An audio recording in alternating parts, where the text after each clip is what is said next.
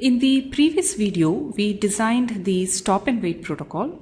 No manager worth his penny will hire us based on the previous design. Imagine the company is spending a fortune on a GPPS link and you deliver this protocol that gives a pittance of the overall bandwidth. So you're wondering, what is this quote doing here? Experience is a very powerful thing. So Mark Twain says, a man who carries a cat by the tail learns something he can learn in no other way.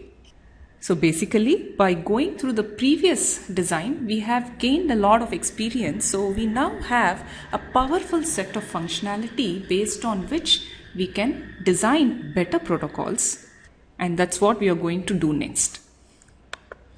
So this is just a rehash of what I have said, but in plain words. So in this video, we are going to look at a class of protocols called sliding window protocols that can significantly improve performance compared to stop and wait protocol.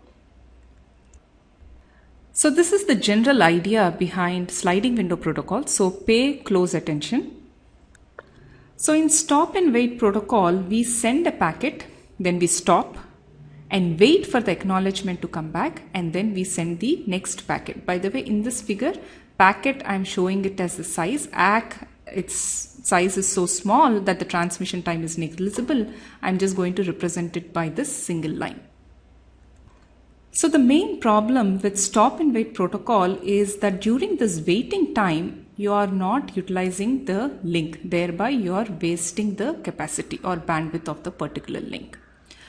The sliding window protocols overcome this problem by keeping the link busy even before you got the acknowledgement. The acknowledgement, as you can see, didn't come until this point, but you didn't stop. You are continuing to send packets. In this particular example, I have sent a total of 5 packets here, thereby my utilization has increased 5 times. So this was 3.8%. Going with the numbers I used in the previous video, in this case it became 19%.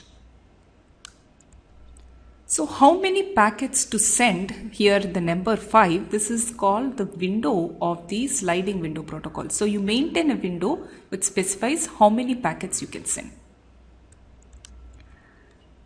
So if I set this window equal to 5, my utilization became 5 times. Does it mean that if I set it to 1000, my utilization will become 1000? In other words, what should your window size be such that you make the best use of the link bandwidth? So there is this term called bandwidth delay product that captures this. So in this case, in sliding window protocols, a sender can send a maximum of W packets without waiting for an acknowledgement, and we are answering the question, what can this window size be? Suppose if I were to set the window size to be infinite, does it mean I'm going to get infinite bandwidth? No, because the link has a certain bandwidth. If you dump more packets than it can handle, all that happen is the packets get buffered or queued up and they will take their own time to get out. So to keep utilization maximum, basically you have to set the window size equal to this. Why? Because of the following reason. You're sending a packet, you're going to get the ACK back after some time. During this time, you want to keep the link busy. And how many bits can you send during this time? That is nothing but the data rate into the round trip time. Once you got an acknowledgement which is saying some previous packet has been removed, then you are at a state of equilibrium. You can now put an additional packet. So if you have these many bits in what is termed as the pipe, which is the link, as each packets get removed, which is indicated by an acknowledgement, you are putting an additional packet into the pipe. So this maintains an equilibrium. So we want the window size equal to roughly the bandwidth into RTT bits. By the way, this is a rule of thumb. You can definitely have it lesser than this, definitely not more than this, because then you are going to exceed the capacity of the link. Now these many bits, if you want to know the packets, you divide this by the packet size to get the number of packets. Of course, I'm assuming the packet size is fixed here. So we have seen the window aspect of sliding window protocols. What is the sliding? So at any given time, we are saying that there will be no more than W packets out in the network, that is, they are outstanding, the sender doesn't know their status. By the way, out of this W packets, some packets would have reached the receiver already. In other words, they are received, but the sender doesn't know it yet. So as far as the sender is concerned, there are W packets outstanding. It doesn't know their status. Now, as the status of these packets gets known at the sender by receiving ACKs from the receiver, what happens is you start sliding the window of sequence number to encompass newer sequence numbers. That is where the sliding is coming. So this will permit the sender to send subsequent packets. If you didn't understand, don't worry, a figure is worth many words.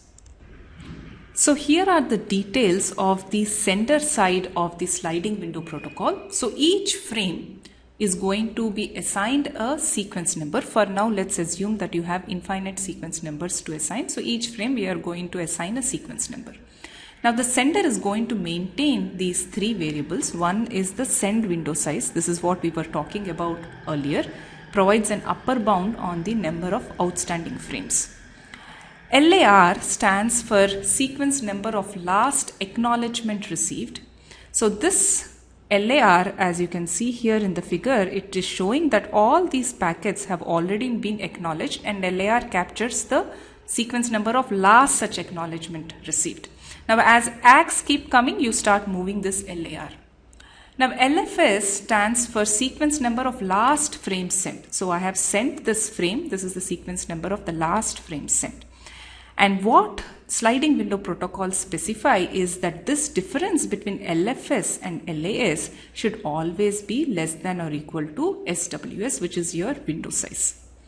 So until this point, you have already acknowledged the packet. The receiver has already acknowledged the packet. So these are all fine.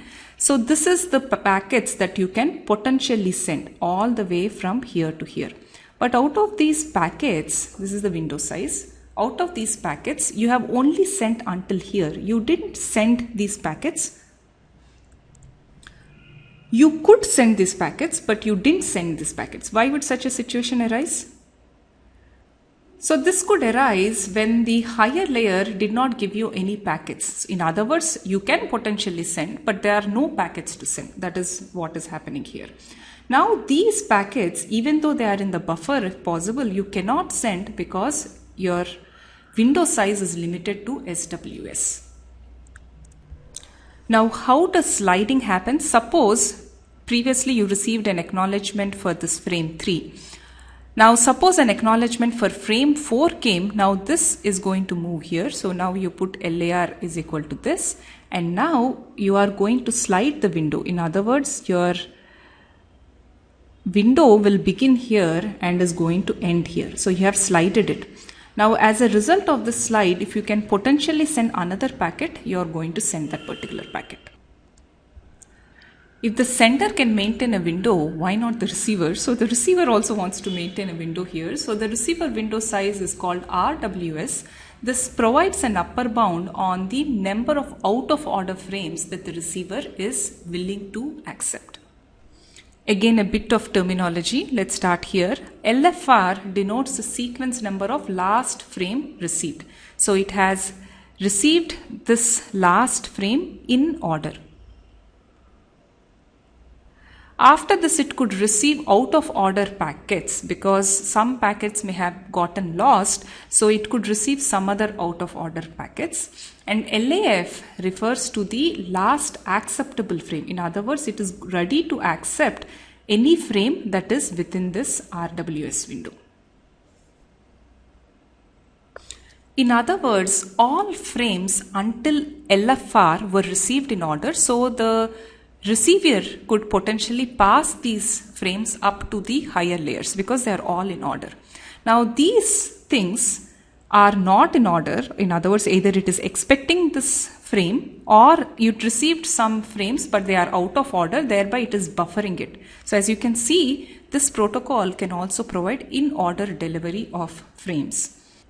And how many of this out of order buffered packets it will accept? Only until this point. In other words, if it received any packets outside this range, these sequence numbers, it is not going to accept.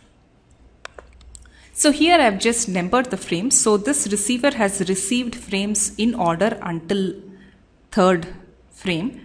It is expecting frame 4, but it did not come. Maybe it got lost. After that, it got the frames 5. Again, 6 it didn't get because maybe it was lost. And then it got 7, 8, 9. So 5, 7, 8, 9 it accepted because they fall within the RWS window. If 10, 11, 12, 13, 14, 15 were also to come, it will accept. But if 16 frame were to come, it will not accept because it's not part of the receiver window. Even here there is sliding happening, as for example, if this hole got filled up where 4 got retransmitted and you get this, then it will slide this LFR all the way till 5. And when if 6 got filled up, it will slide all the way till 9. Now, given this background, tell me, does it make sense for RWS to be greater than SWS?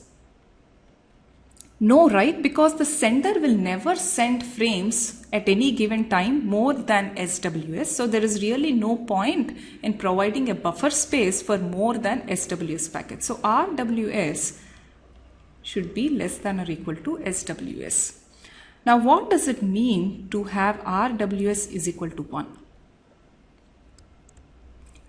So in this case, when it has a buffer of only one packet at the receiver is going to accept only in order packets. That is what RWS is equal to 1 means. By the way, I am using the word packets and frames interchangeably. So compared to stop and wait protocol, how have things changed? Now we need a whole range of sequence number. In stop and wait, we just used 2 sequence numbers. That is not going to suffice anymore. How much we will see shortly, but we need a much bigger range. Not only that, in stop and wait, the sender, if it just buffered the previous packet or whatever packet it has currently sent, things are fine. But here the sender has to buffer more than one frame because whatever it has transmitted, until it knows about their status, it may have to retransmit the packet. In other words, stop and wait is nothing with a window size of 1. Here we have a much larger window, thereby we have to buffer more packets. And similarly, based on the design, the receiver may also have to buffer. By the way, this RWS, as I said, can take on any value less than or equal to SWS. Ideally, if it is equal to SWS, that is what gives maximum efficiency. But for simplicity reasons or buffer capacity reasons, it is possible for RWS to be less than SWS.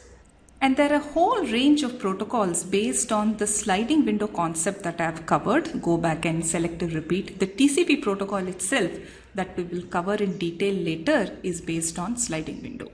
Now, how do these protocols differ? Basically, the actions they take on events like when you receive a frame or ACK or duplicate ACK on timeout, all these actions are going to be different for these different protocols.